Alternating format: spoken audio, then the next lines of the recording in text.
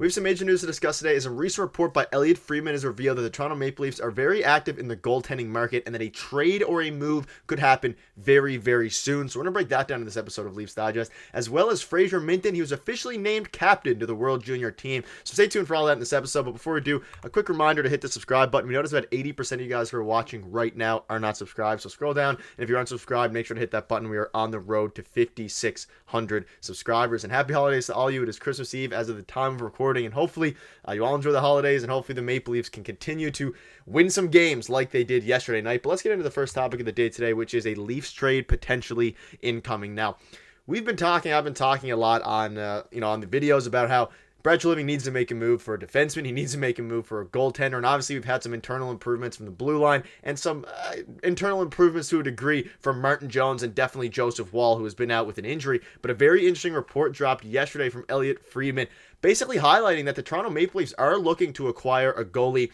maybe to back up Joseph Woll when he comes back, maybe to replace Ilya Samsonov. We're not quite sure, but let's get right into the exact quote of every little thing that Elliotte Friedman had to say. So this report dropped about 6 hours ago, and again, it says the Leafs have reportedly dipped their toes into the goaltending market. And he basically goes on to say that during the second intermission in yesterday's game against the Blue Jackets and the Maple Leafs, he basically said that the Maple Leafs have dipped their toes in the market and discussed how goaltending the Maple Leafs have immersed themselves in that specific trade market, of course, given Joseph Woll's injury and the fact that Samsonov isn't playing the best. And to get more specific, he said, quote, "I do believe that Toronto has dipped its toes into the goaltending market. I don't expect anything to happen right now. Of course, Christmas is obviously tomorrow, but I think their hope is that Samsonov just gets a few days away and they continue to work with him," Friedman reported. And then he basically goes on to discuss Joseph Woll's injury. I'll get into that in a second. But then there were some other kind of reports that came out from different articles, basically saying that what Friedman is implying is that they're going to try to work through this with Ilya Samsonov or Martin Jones until Joseph Woll comes back. But they are actively looking to make a trade for a goaltender if the right opportunity arises. Obviously, goaltending doesn't grow on trees. It's one of the harder positions to trade for, especially mid-season at the trade deadline. You rarely see goaltenders moved, at least goaltenders of decent caliber and NHL caliber moved at the deadline, or even before the deadline in this case, because we're only in December, so the trade deadline's a couple months away there in early March. But the big question now is, will Ilya Samsonov be able to play himself into a backup role? And that brings up another interesting question of, is he even considered the backup goalie once Joseph Woll returns to the Toronto Maple Leafs? And I'm not quite sure, because we saw Martin Jones go out there yesterday against the Blue Jackets, have a very, very solid start, a pretty stellar start, especially compared to what we've been getting from Ilya Samsonov. And I've been on record saying this several times. I said it in yesterday's video. I've said it in previous videos, that Martin Jones at this point has earned himself the 1A spot while Joseph Woll is out. Of course, it'll probably be 1B once Woll returns.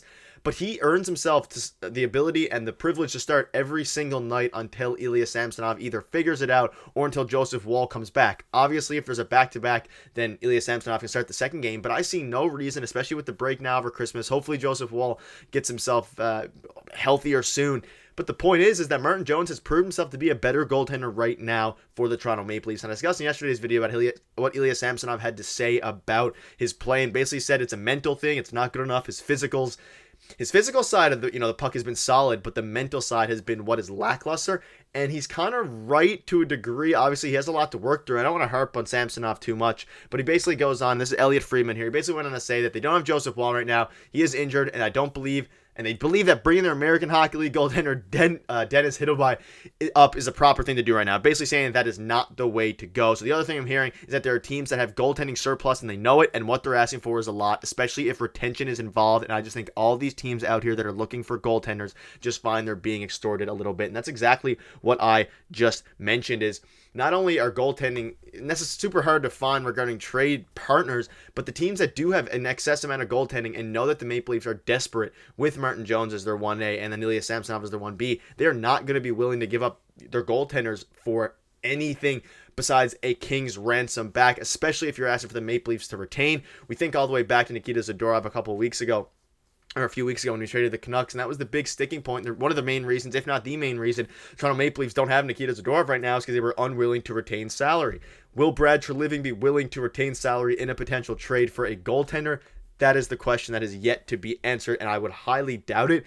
And then he's basically going on to say here that this trade would be very not one-sided per se, but it's going to cost a lot, and I don't think that Brad Treliving is going to want to do that when they could ride with Ilya Samsonov, who's had success in the past. He was okay on the Capitals a few years ago, and they don't believe bringing up their AHL goalie, Dennis Hiddelby, is a good idea. So I would tend to agree with that. I mean, if you're going down to Dennis Hill by there, you're having Martin Jones, Samsonov, and him as your 1A, 1B, and 1C. And I guess in this case, you would remove Ilya Samsonov from the equation and call up Dennis there. But I don't know. Again, I don't think that's the best option. I think the best option would be to trade for a goaltender, especially at this point of the season where you either trade for a goaltender or you ride out Ilya Samsonov. You definitely don't call up any AHL goalies. I have seen a lot on Twitter, though. A lot of Leafs fans out there do want to call up Dennis Hiddleby, and that's an interesting thing. So let me know what your thoughts are on this. Would you want to call up a guy like that, or would you rather make a trade for a potential goalie? And if that is a trade, let me know in the comment section a couple of targets that you would like to see the Maple Leafs go after if they are going to make a move for a goalie. Again, they most likely just ride it out until Joseph Woll comes back, but it was an interesting report to see, and I'm very curious to see what you all think in the comment section down below.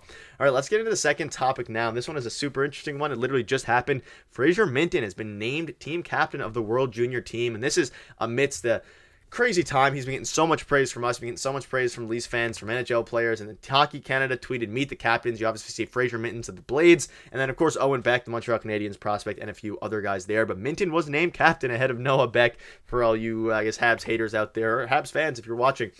It's good to see Owen Beck obviously become an assistant captain, but Fraser Minten is the big focus, and he has been skyrocketing through the, I guess, the rankings to a degree. He's been playing so well in the AHL to start the season. He named the World Junior team. He started off the season on the Maple Leafs, and again, we keep talking about him. I don't know how many more times I'm going to have to talk about him, but this guy is going to be a problem in the future. He has 5 points in 6 games with the Blades after being traded from the Kamloops, and ultimately, we saw how good Fraser Minten can be on an NHL team to a degree in the preseason when he just completely showed out and made himself and forced himself onto the Toronto Maple Leafs for 4 games. And this World Juniors is going to be very exciting and very interesting to see how exactly he performs against some big competition. And maybe could give us some insight and some foresight into how he could be performing next year when he most likely gets a full role with the team. And me and Darius have discussed this several times. There is a good chance, although he's only 19 years old, he's already played 4 games in the NHL, and that was some good experience. He wasn't great out there. He didn't look like he fully belonged, but at the same time, 19-year-old, second-round pick a year ago in the draft, 2022.